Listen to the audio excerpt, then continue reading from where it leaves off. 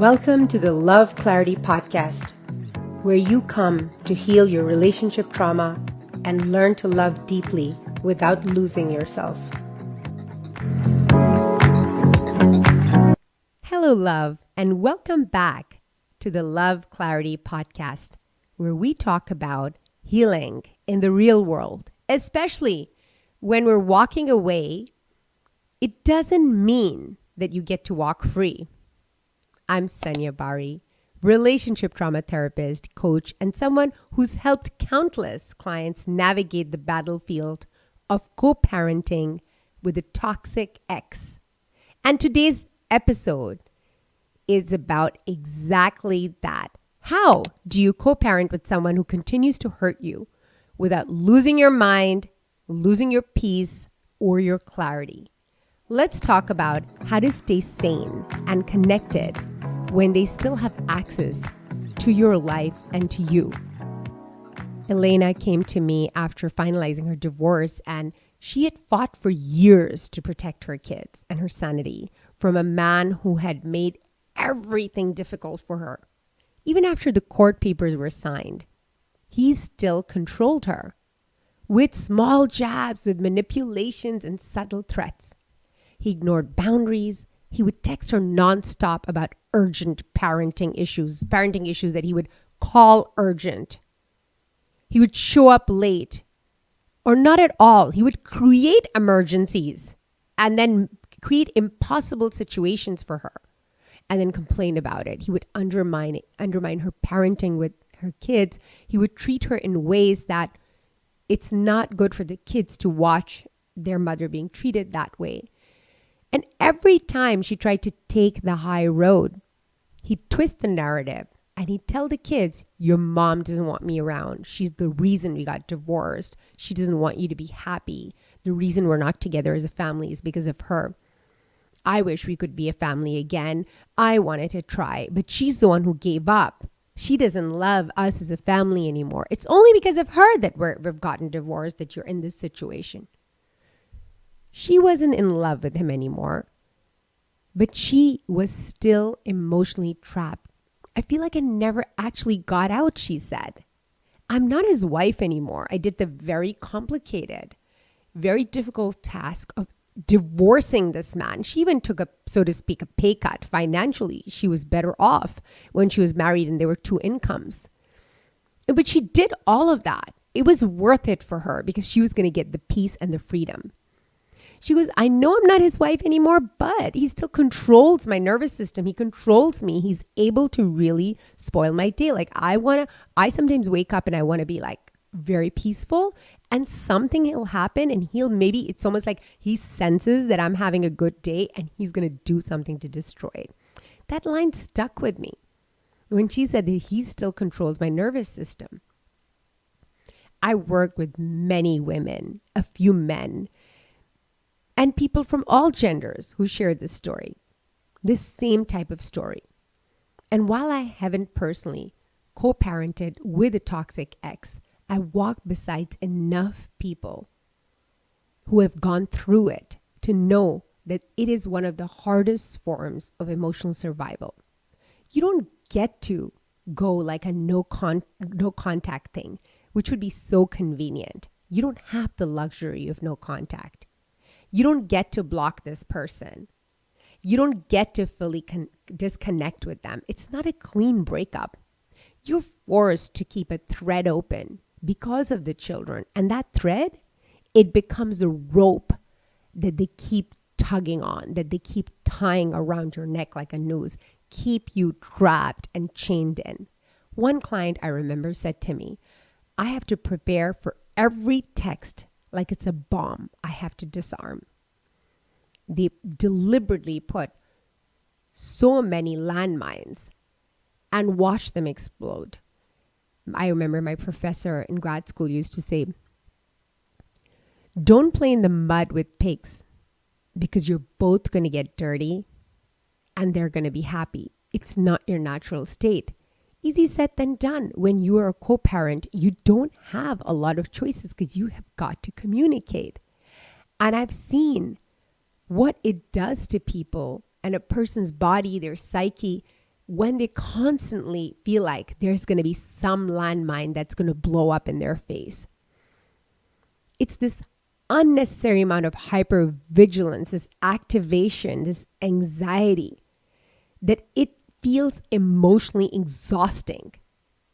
And yet, people do find ways in this type of co-parenting situation, this forced connection with your previous abuser, to find their peace.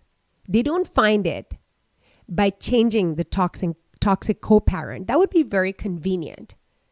But that is not how you find peace in co-parenting with a person who's working with their own narcissism.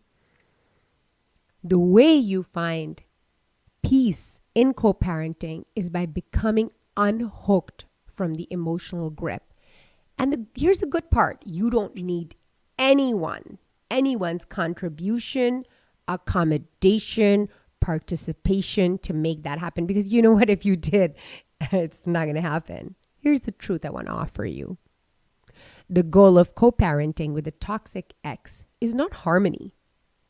It's emotional independence. It's no longer expecting fairness. It's no longer this need for acknowledgement. It's no longer hoping that they're going to finally step up. They're finally going to stop being who they are. They're going to stop hurting you. They've had enough hurt. It's knowing that you don't have to suffer in order to keep the peace. And here's where your power lives. Your power lives in predicting their patterns, pre-deciding your responses, and protecting your nervous system. You don't have to attend every argument they invite you to. You can see the invitation coming. You can say, I see it. You can slow yourself down. You can watch yourself from this vantage point and this altitude of neutral observation. You can just it's almost like being surprised at a surprise party when you know it's a surprise party, but it's the kind of surprise party that happens every day, many times a day sometimes. Stop being surprised at their audacity, at whatever it is. Expect it. Be ready. Predict their patterns. As soon as you see a pattern, this doesn't mean you activate your reaction. See, the reaction, it means that you activate your response. And I'll tell you the difference between reaction and response. The center or the king of a reaction is the person or the situation you're reacting to. This is really good motivation for people who are coming out of relationships, out of people that have really, it's been difficult with them. Imagine that you are giving this much power to this person that you don't care about anymore, that you have decided you want to leave. Understand, every time you miss a chance to respond, you're actually having a reaction. You're giving them more power. A reaction gives more power to the person you are reacting to and the situation you're reacting to. Now, let's talk about response. In contrast, response has regard. It has what is king in a response is who you are, what you want to create, experience, do, and be in your world. The space between a reaction and the response is a pause, where the magic lies. There's a gorgeous quote by Dr. Viktor Frankl, and he says, between stimuli and response, there is a space. And in that space lies the human freedom, which he calls the last of human freedoms, where he himself has this quote in his book where he says, you can take away whatever you want from me, but you cannot take away my right in how I choose to feel about what's happening to me. This is a quote. This is a scene that he had in his book, A Man's Meaning to Life, where he was standing really in the middle of Auschwitz, Germany, in a concentration camp where the prisoners were asked to be working in the snow in tattered clothes and tattered shoes. Then the guards felt the punishment isn't enough. And they demanded basically, that these prisoners take their clothes off. Not that anybody likes to be naked, especially in the snow, but these are modest Jewish men. And so this is proper demoralization that they wanted to do.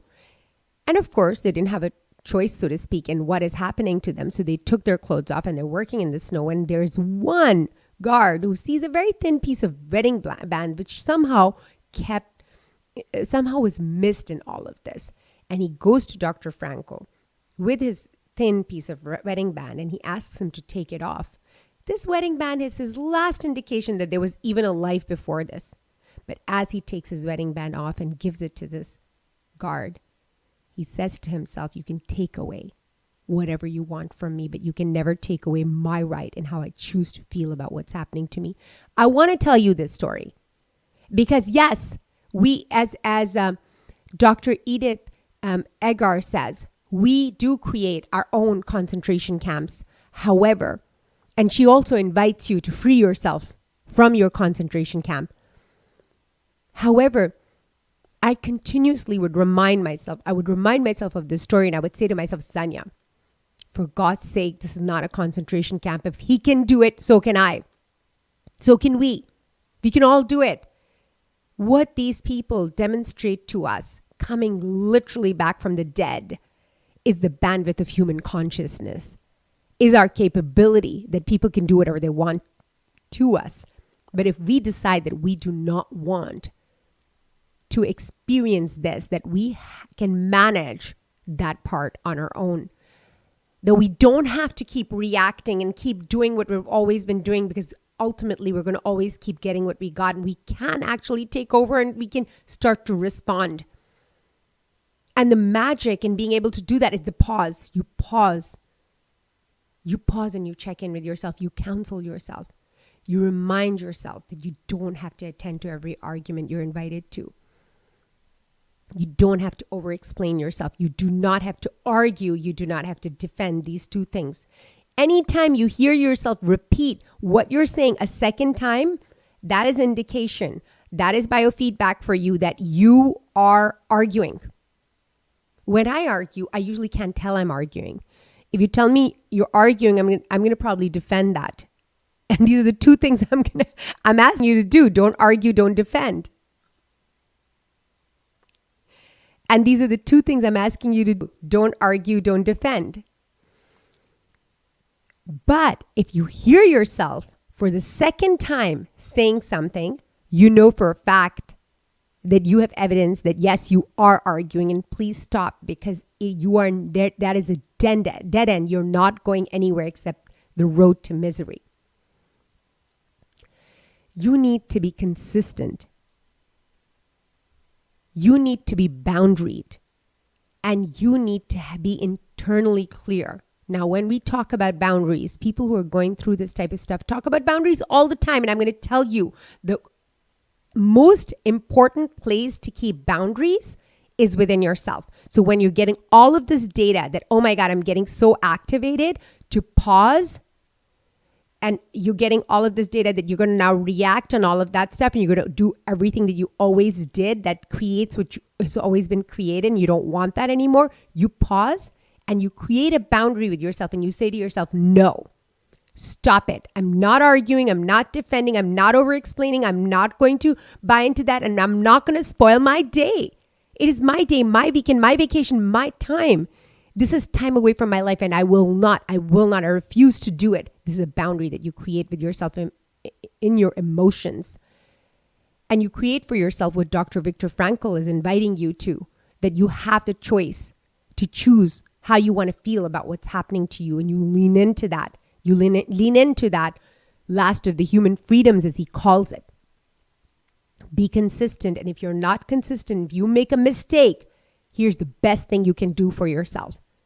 When you're sitting in upset and shame and blame, bring yourself to compassion. When you do that, it's almost like creating a deep friendship with yourself. Because think about how we create our friendships. Look, our best friends, our absolute ride and die friends, actually don't become that unless we have some problems that we go through, some challenges that we go through, and we realize that this person is willing to be with me even when I'm looking ugly, even when I hate myself. This person's willing to be with me. And that's how you create camaraderie and deep friendship and deep trust within yourself.